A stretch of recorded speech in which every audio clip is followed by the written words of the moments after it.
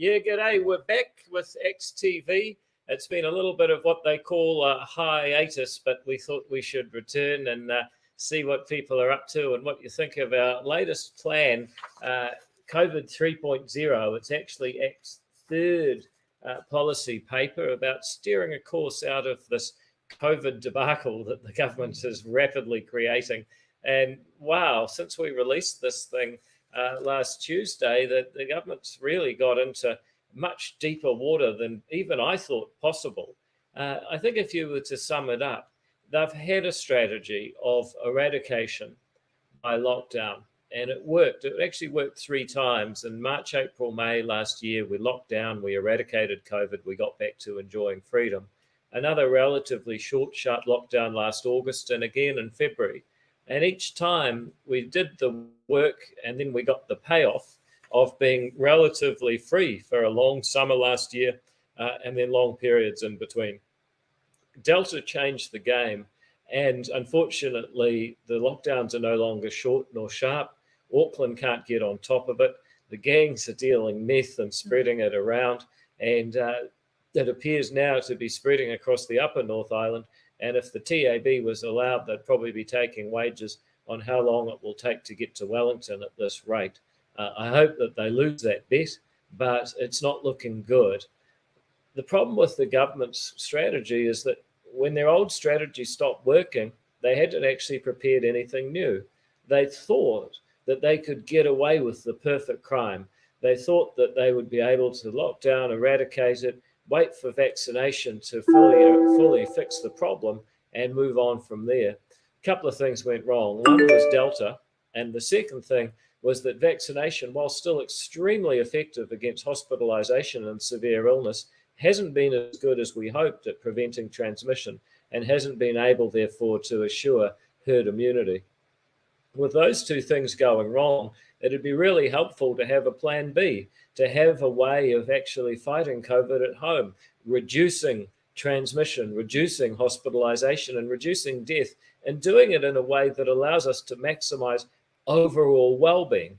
Of course, what you've seen in the last week is just absolutely extraordinary stuff, and it's all because they didn't have that other plan. I suspect that the PM pulled an all-nighter on Red Bull and streaming Lo-Fi Girl on her YouTube and wrote the plan that they released this week. Their plan is basically that Auckland will go to level 2 in a series of steps with no clear time frame, and there'll be picnics as well. But if you want to go to the bathroom, that's not quite clear. You're going to have to figure out whether or not you can go at your place. You have to hold on before you go home if you're at your mate's place, because you're allowed to merge 2 bubbles with 10 people, but no going to their bathroom. You can only be outside. And this kind of confusion added to the fact we don't know when the next step kicks in or what it means for the vaccine rollout is something that's got me really worried, because we may see a loss of confidence in the plan. People forget following any kind of plan, and at that point you get the worst of all worlds. So even though we did this a week ago, last Tuesday, before they set it out, we wanted to run you through COVID 3.0, sorry, hard to keep up with X policy releases. And some of it has already become even more relevant since we released it. Now, I should tell you, I've totally forgotten to introduce Brooke. How are you going, Brooke? I'm going well. Oh, thanks. good. I hope thanks for sitting through that introduction. And I thought it was very fulsome. Oh, that's good. So look, there's 5 movements. The first paper, or the second paper, actually, COVID 2.0, identified 4 mega trends, 5 principles, and 15 policies for battling COVID. With this, Brooke's a bit of a muso. I was listening to a bit of Mozart. So this actually has 5 movements. We have to move from where we are to a new way of dealing with COVID. And just going through them, the first one, funnily enough, has actually happened since we released the paper. So if you don't think these ACT policy papers are powerful, we need to move from a futile eradication strategy to harm minimization. And what that really means is accepting you're not going to keep it out. We're never again going to have 0 cases. COVID is going to be in New Zealand from now on. But the really important thing is to switch to how do we minimize harm? And that is, how do we reduce transmission rates, reduce hospitalization, and reduce death? And once you've made that decision and set the goal, things become a whole lot clearer. The second movement is we've got to move from isolating whole cities and from isolating New Zealand for that matter. Because remember, it's not just a team of 5 million, it's a team of 6 million. We need to actually figure out how to get those people in there. So if you go from isolating whole cities, who do you isolate instead? You've got to isolate recent travellers. Yep. That makes perfect sense. Yep. You've got to isolate people who have actually tested and been infected and their contacts. Yep. And people that are highly vulnerable. So once you've isolated those groups, that's got to make more sense than isolating the whole city and isolating the whole country indefinitely. Yeah, well, I think you're absolutely right, because the issue that you get into is, even in the last couple of days, talking to small business owners, and they're saying, well, why is it that if my town hasn't actually had anybody with COVID for weeks, do we still have to be in a form of lockdown? And they have a point, businesses are really hurting. People, they might have the wage subsidy, but that's not enough to keep a business running. So why is it that we're just having these massive regional wide lockdowns when you're not seeing any spread? Yeah, and the way we've framed it up, it's about the costs and benefits. So the benefits of a lockdown used to be eradicate it and go back to freedom, and that kind of worked. Delta has changed the basic calculus. So our view now is, look, when the facts change, you've got to change your strategy. And it makes sense for some people to isolate. Like if people have just arrived and they might actually have it, then isolating them for a few days, that makes sense. But isolating a whole city when most people don't actually have it and won't doesn't make any sense. It's also just like, I had an email from a young woman today. She's 19, is at Auckland Uni. And she just said, thank you so much for actually sticking up for us young people who are finding it really hard to be socially isolated at the moment. And I think that's part of that well-being approach that hasn't been taken into account from the government. There are people who genuinely need social interaction for their mental health, and they're just not getting it when we're regionally locking down. Yeah, and look, I mean, so many crazy things going on. Like here's an example. Kids that are paid for their halls of residence in Auckland are not allowed to enter their halls of residence and go and be on campus studying. They've got to stay home if that's where they are. And there's no reason for that. People from outside can travel from outside Auckland, go into their halls, but if you're already in Auckland, you can't go into your hall. Bear in mind, the Auckland region is 150 kilometres or something now from Warkworth to Kowhata. So, that's just something that a tiny little thing that makes no sense. Kids missing school again. I mean, that's, we've lost 40 days of school last year out of 200. So that's like 1 day in 5. Now we talk about kids being absent and, truancy and so on, and kids that aren't getting to school, not attending, and that being a really bad problem. I mean, the government basically closed the school for 1 day in 5, 1 day a week last year on average. And this year so far, Auckland's missed 45 days of school. And that lifelong learning, that's enormously costly. But look, going on through the movements, because we're going to get to people's questions. So we also said, look, from chronic uncertainty to a clear pathway towards restoring freedom. And the thing that we said there is, look, at the moment, here's a simple question for the Prime Minister, and I've asked her this multiple times in Parliament. When does the vaccine rollout actually finish? So she said, we're not going to have a target. And then Ashley said, the target's 90%. And then I asked her again. So I said, well, do you not have a target, or is the target 90%? She said, there's got to be an even spread. I said, what does that mean? And then she said, we're worried that the hospitals will get overrun. So who knows? Is the vaccine rollout complete when we don't reach a target, when we do reach a target, or when we have a certain amount that's unspecified that will protect the hospitals from being overrun? And the truth is, at the moment, they're not going to reach any target because people are just procrastinating. And people do procrastinate. If there's no leadership, why would you take action? So what they should do is say on the 1st of December, that's Freedom Day. We're going from level 3 in Auckland to level 3. And you don't have to get vaccinated by December 1. If you don't want to, I mean, if you think it's all crazy, then fine. I disagree. I highly recommend you do. But that's what we're doing. And I think we'd be more likely to get to 90% if we actually knew what was going to happen and when. So we've got to give that date, that deadline. And then the next thing we can do, once we've actually got that deadline, is start thinking about, well, how can we do things other than vaccination to reduce that transmission, that hospitalization, and that spread. And so you were talking yesterday, I think it might have been in the paper, about things that other countries are doing to reduce the number of people that actually go to hospital if there's an outbreak. Yeah, and this is about having a plan B. So the whole reason why we had these lockdowns was because the government didn't want the hospital system to become overrun. Yep. But there are other things that we can also be doing to try and stop the hospital getting overrun, and it's using technology. There are new medications coming out all the time that are being approved internationally, but we're just not actually seeing the government even trying to negotiate or start discussions on this new uptake. Australia just signed an agreement for these little red pills. They're antivirals, and they're supposed to help people with mild to moderate symptoms that come from being COVID positive. Those are technologies that we should be uptaking. Those people don't need to go to hospital. You've also got the rapid antigen testing and saliva testing, all of these things that are quicker. And so you don't get in the community spreading things around without knowing. The kids at school in the UK are taking these rapid tests twice a week. The most important one, of course, is that in Ontario, in Canada, they actually had hospitalization. They had too much of it. So the GPs are actually looking out for the communities themselves with these little clips that go on the end of your finger.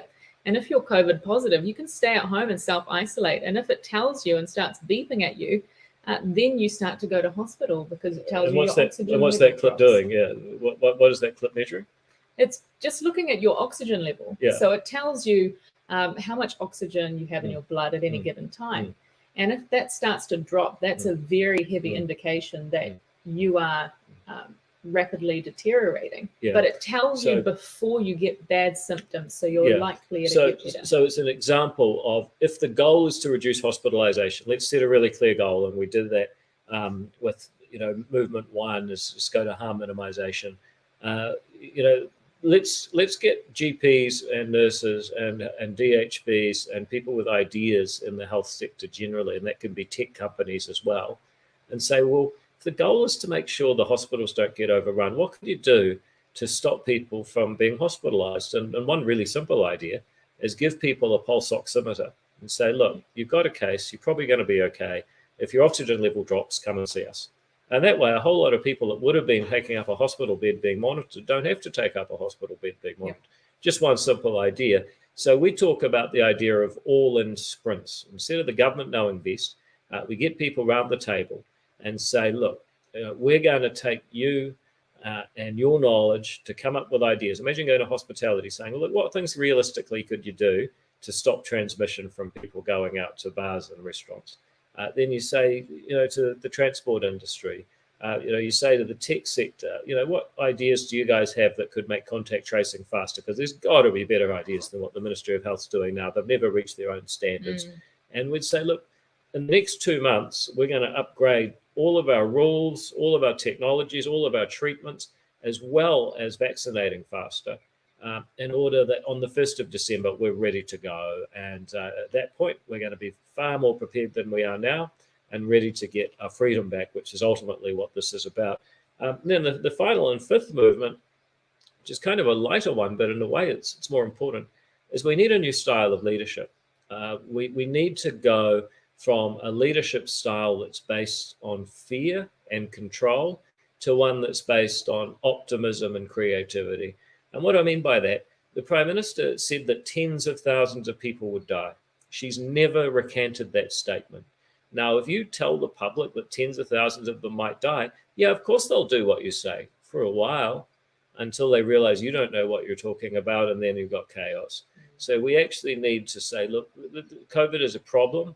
A lot of people can die from COVID. People that say, oh, it's all a myth and blah, blah, blah, that's not true, and the numbers are very clear. But it's not an impossible problem. It is a problem that we can do things about. And if we use better testing, tracing, better treatments, better protocols, better rules, get vaccination rates up, which they are rising, and there's better ways we can do that, then we can actually get our freedoms back, and we don't have to be in this paradigm of fear and control forever. So, look, that is COVID 3.0. We put it out last Tuesday. It's an easy read, 4 movements. Apparently there's only 5 movements, but apparently there's only 4 movements in Beethoven, right? Oh, it would depend on what there's a serious symphony you're actually listening to. It's a much more serious answer than I was hoping, but it's good to have cultured people in Parliament, you know. So anyway, that's our paper, but we're going to get to people's questions. We're right on 1:15, so let's just see what we got here in terms of what people are asking. Julia says, I would like to ask about the legality of the vaccine certificate. Does it need to pass the Parliament scrutiny and underpinned by an act? Thank you. Julia, that's a really good question. No, it doesn't. I mean, all it is the government saying, we've got a database of people that we vaccinated, hopefully. I suspect they don't. And here is a way that you can have a demonstration to other people. If you want to prove that you've been vaccinated, we're issuing that to you. And that's just something that anyone can do, government can do. It doesn't necessarily require a law. It's no different really from, somebody giving you a membership card for their club or proof of purchase for a treatment or work that you've had done on your car. It's just a receipt really. So no, there doesn't need to be a parliamentary act for that. Couple of thoughts though. I think part of the issue is, do they actually have a record of who's been vaccinated? Because a couple of months ago, the Prime Minister stood up and said, anyone can be vaccinated. You don't even need to show ID. So if someone comes along and says, yeah, I got vaccinated, I just didn't show any ID, and the government says, no, you didn't, and they say, yes, I did, well, you're never going to be able to disprove that. So I would argue that just like everything else with this rollout, the government wasn't ready to actually issue good proof at the time. They gave you this little purple cardboard square that a lot handwritten on it. A lot of people have already lost that.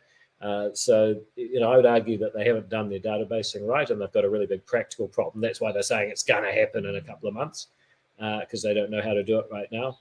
The second thing I'd say, I think what you're really asking about is around what are the laws that relate to people being able to require a vaccine certificate. And at this point, it's really unclear. A lot of people in business are really unsure what they're able to ask their employees to do. I think there needs to be some leadership on this. But what I would say is a simple principle is there are people who disagree in this community. There are people who are absolutely happy to be vaccinated. I mean, you and that, we actually got symbolically vaccinated at the same time. But there's also other people who think it's bad and don't want it and all the rest. The only way that you're going to resolve that conflict is to let people make their own decisions and bear the consequences on private property. So we just say, look, if a business wants to make it a vaccination-only workplace, well, that's the business's choice. You don't have to work there. They don't have to employ you. You don't have to be vaccinated. It's all choice. The next thing is, if they say to your customers, well, again, it's up to them. And a lot of businesses are finding that, their other employees don't want to work with unvaccinated people. So you're going to have that conflict one way or another. Now, here's the question. How does the business navigate their health and safety at work requirements where the law says, well, there is a danger, there is a remedy and a protection. So why don't you put in place the mitigation, which is if you're putting workers in danger, then you've got to actually use the necessary remedies that are available. That's what the Health and Safety at Work Act says for people conducting a business undertaking. Employers feel they may be obliged to ask people to be vaccinated if they want to come onto their property. I think that, on the other hand, they may face discrimination suits if they say that people can only come on if they are vaccinated. So employers right now are in an impossible situation. I think government has to actually show some leadership by exempting them from one of those obligations or the other. And personally, if it was me, I would just say, look, as an employer, you can choose what the rules are on your property. And that's the principles that ACT's always stood up for. It's property rights, it's decisions, it's freedom on one side and responsibility on the other. So that's, I suspect, the heart of what Julie is really getting to, and there may have to be legislation there. We've got Roger here who says, assuming our goal is to preserve as many lives as possible, fast approaching a point where Pfizer vaccine effectiveness wanes, given they started in March, April. When's the booster shot? Look, I think that's extremely important. And again, we've asked about this. We've pressured the government. Are they going to order the boosters? Are they going to be just as bad as they were on the initial dose? And 6 months' time, we're saying if only we ordered some, and they'll be saying, "Oh, can't tell you because of commercial sensitivity."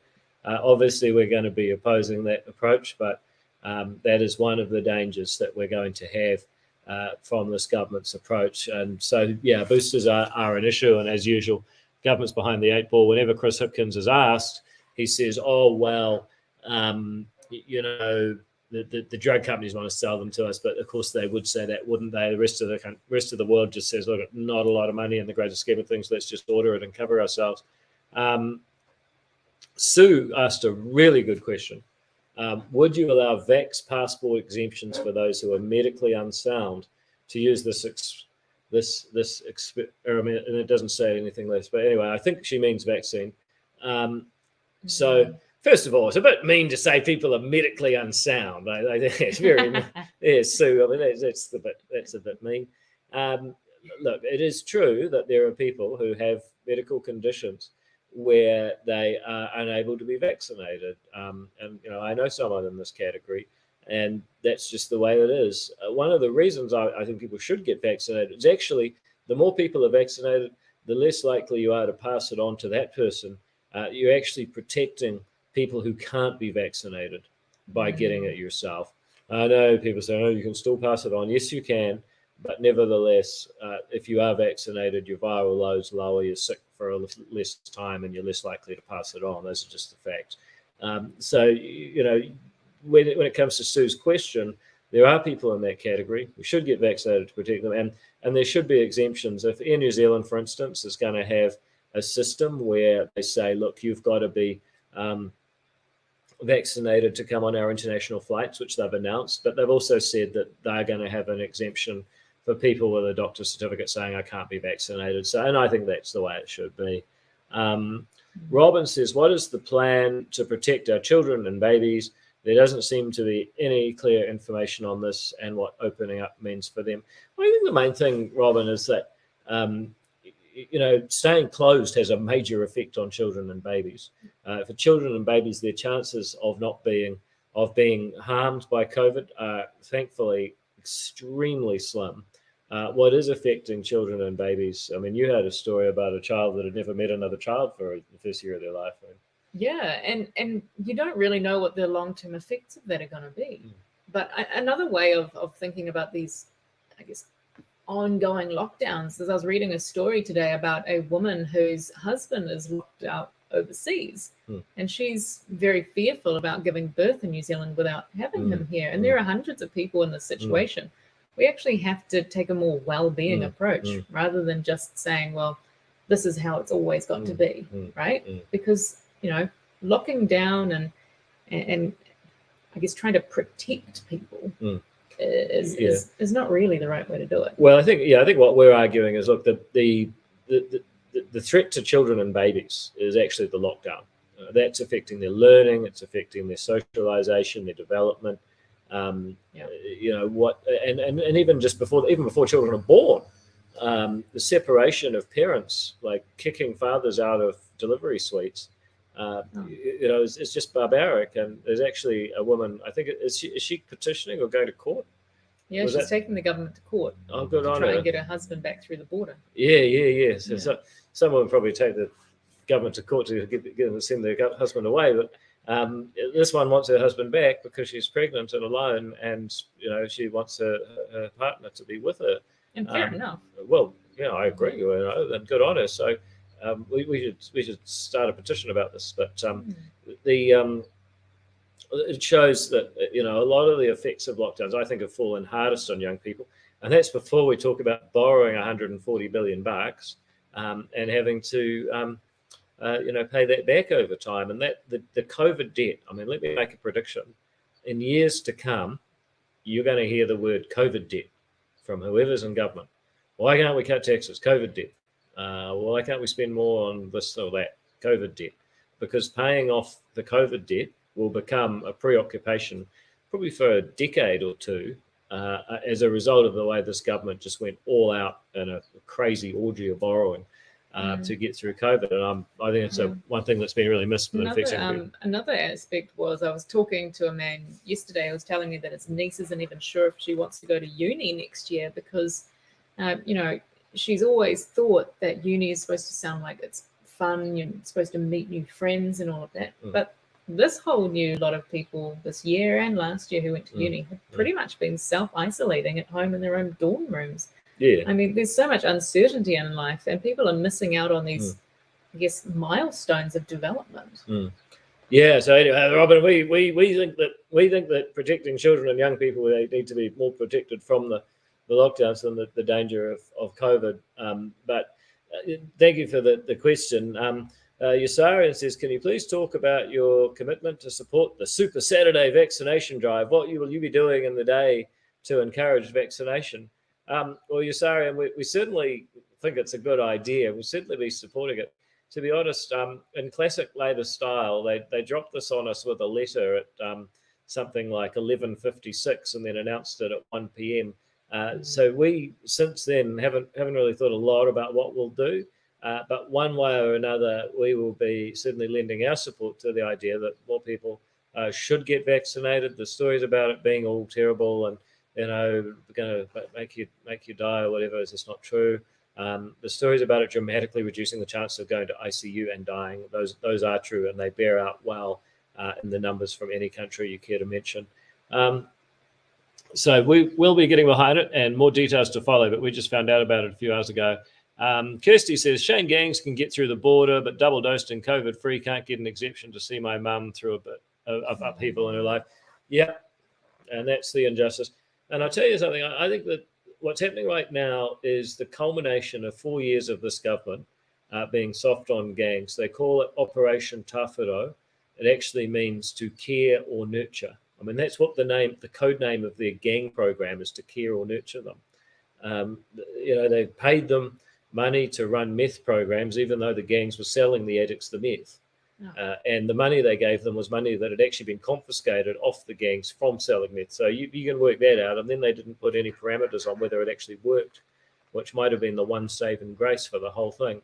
I think it's just shocking the way that we've tried to legitimize gangs. And as a result, they're now carrying on with business, spreading the virus while dealing meth. But here's the thing. I don't know if they got it wrong allowing these gangsters to come and try and tell the other gangsters to get vaccinated. Now the government's gone this far down the track of normalizing the gang lifestyle. It's just a logical extension that they might as well use whatever means they can to get them vaccinated and stop them being a problem. So, look, I think that the way that this government has treated gangs is going to come into sharp relief, and I think it would be helpful if the government's stance on gangs actually changed as a result of this episode. So, but what you're really talking about, Kirsty, is being able to go and see your mum. And again, this is why we're saying, we need to get rid of mass isolation and mass restrictions. We've got to get our freedom and way of life back, and we should set a goal and a date and work like hell to get to it, rather than this current uncertainty. Can you go to the toilet at your friend's house? Who knows? I mean, you ask the Prime Minister, you ask the Deputy Prime Minister, you ask Chris Hipkins, they've got different answers. And the real answer is it's none of their business. So we've got a few more questions here, although we're almost out of time. We've got Laura. Laura asked, why haven't we added hospital beds to the health system in the last 18 months? Brooke, you're on health. What's the answer there? Yeah, well, it's a really good question. It is a very good question. The government has had 18 months, and we seem to have the exact same number of ICU beds that we had when we first started this whole response. There is no good answer to this one. The government has genuinely just dropped the ball. And the issue is, it's not even just the hospital beds, it's also the nurses who need to staff them. There have been, I was talking to even the aged care sector, they are 900 nurses short, and they have been asking the government, can we please get some nurses through the border? And the government's just said, well, they can go through the critical workers pathway like all other people can. And it's just, Total lack of understanding what's going on. It's completely, And when you talk about ICU beds, I mean, there's not literally a shortage of beds. There's a shortage of skilled nurses to stand beside them. That's the issue. It is the issue, but it's even got worse than this, because the aged care sector actually does feed into this, because in like retirement villages, rest homes, they have, I guess, more beds that can be used at any given time that can be used as surge capacity for the hospitals. But I was talking to some of these retirement villages, and they've shut these wards because they don't have enough nurses to roster them on at any given time. You know, so all of these different COVID policies have flow-on effects. They actually hurt our hospital system. Yeah, so at exactly the time when we had a shortage of nurses, the government shut the border to nurses and froze their pay. And now they wonder why there's a shortage of nurses. I don't want to make light of it, but sometimes you seriously have to wonder. Look, folks, that's we've gone through our half an hour. That's COVID 3.0. It's our latest paper on how the government should be responding, what we would do if we were in government, because we're not just opposed to the government being a bunch of idiots, although we are. We also think that there's got to be a better way forward because our country deserves so much better. Also on our website is a little speech I wrote. It's the speech Jacinda Ardern should have given on Tuesday. And if you're into that, it's also on our website. It's had rave reviews. People donate a lot of money after reading it, actually. So do that too if you feel like it. But for now, that's the end of this special edition of Act TV. We're actually going to be back on Saturday afternoon with James McDowell, our immigration spokesman, talking about the recent changes allowing people a pathway to residency. Until then, thanks, Brooke, and thank you all for watching. See you next time.